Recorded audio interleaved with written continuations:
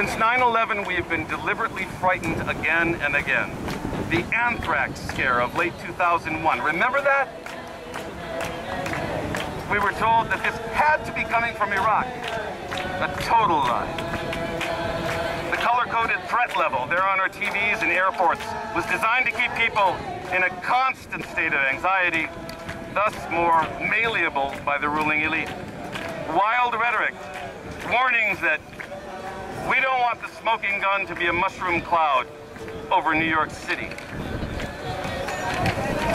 were repeatedly used in a calculated fashion to generate support for war. We cannot believe these people. Some of them, followers of the University of Chicago professor Leo Strauss, who mentored Paul Wolfowitz, actually believe that noble lies, that's the phrase, noble lies are necessary to allow the wise, which is to say themselves, to pursue policies that the average person would oppose. They're totally comfortable with that. Just like they're comfortable now under Obama, telling us that the Iranian government was planning to assassinate a Saudi official in the US, even though numerous intelligence officials have almost immediately said it doesn't make any sense. Why do they lie the way they do? Because you know, you can't go to the people of this country and say, we'd like to invade this country to establish bases, or we'd like to put our people in power, or we'd like greater access to their resources and markets. No, instead they say, we need to stop drug trafficking, as was said when Panama was invaded, even though the drug trafficking increased after the toppling of Noriega.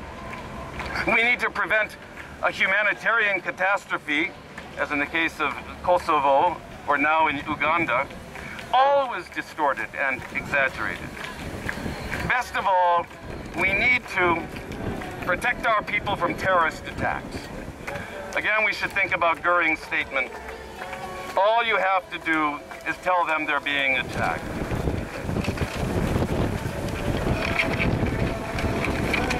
Okay, nearing the end. What is the result of these successful lies? The U.S. has an ever-growing network of military bases, including those in Kosovo,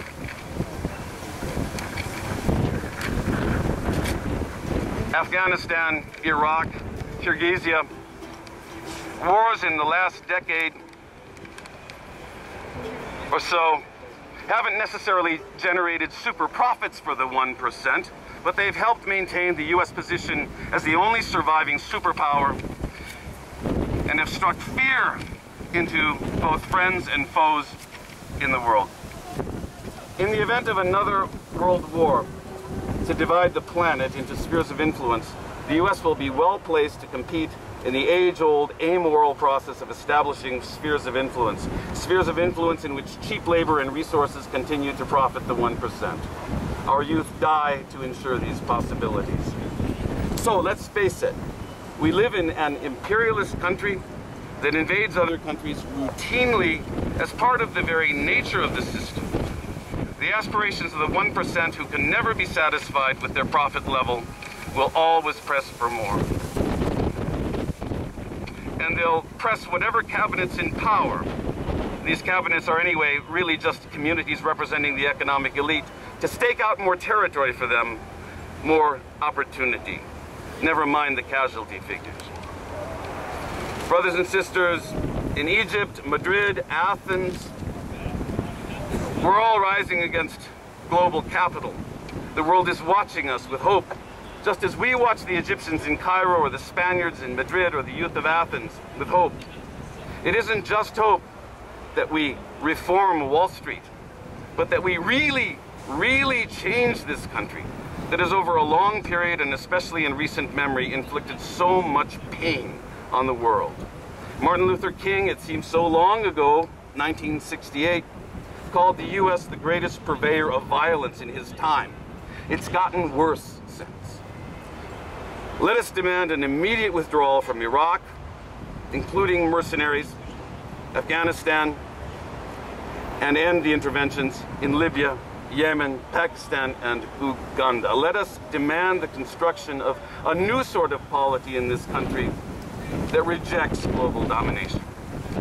Thank you.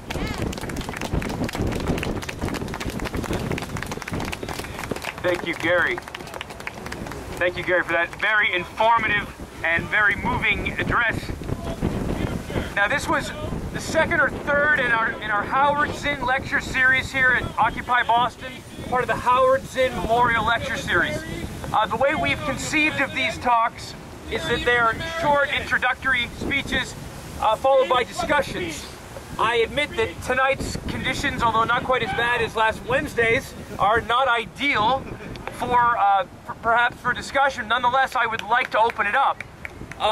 I think, you know, one thing that comes to mind for me, and again, I think it should be discussions, it can be questions for Professor Leupp, who also you can read his writings on counterpunch.org. How many of you are familiar with counterpunch.org? A great place to look at, you know, kind of criticisms of the system, particularly U.S. foreign policy. So questions for him, but also just statements and you know, ways. I like maybe we can cultivate some discussion about how we practically can take up some of the challenges that Gary's address set forth. I mean, how do we, in a practical sense, unite, if you will, what some people see as the separate causes of anti-war struggle, anti-imperialist struggle, and the struggle to challenge, to change, or to overthrow Wall Street? Some of us here may see those as already inextricably linked. I know that I do.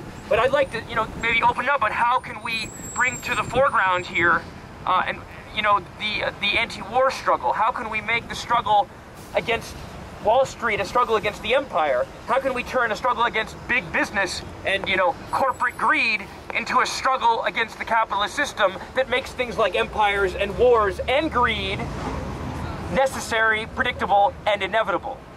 How do we do that? I mean, I think the Howard Zinn series and talks like this is part of it, but we'd have to take it up from here.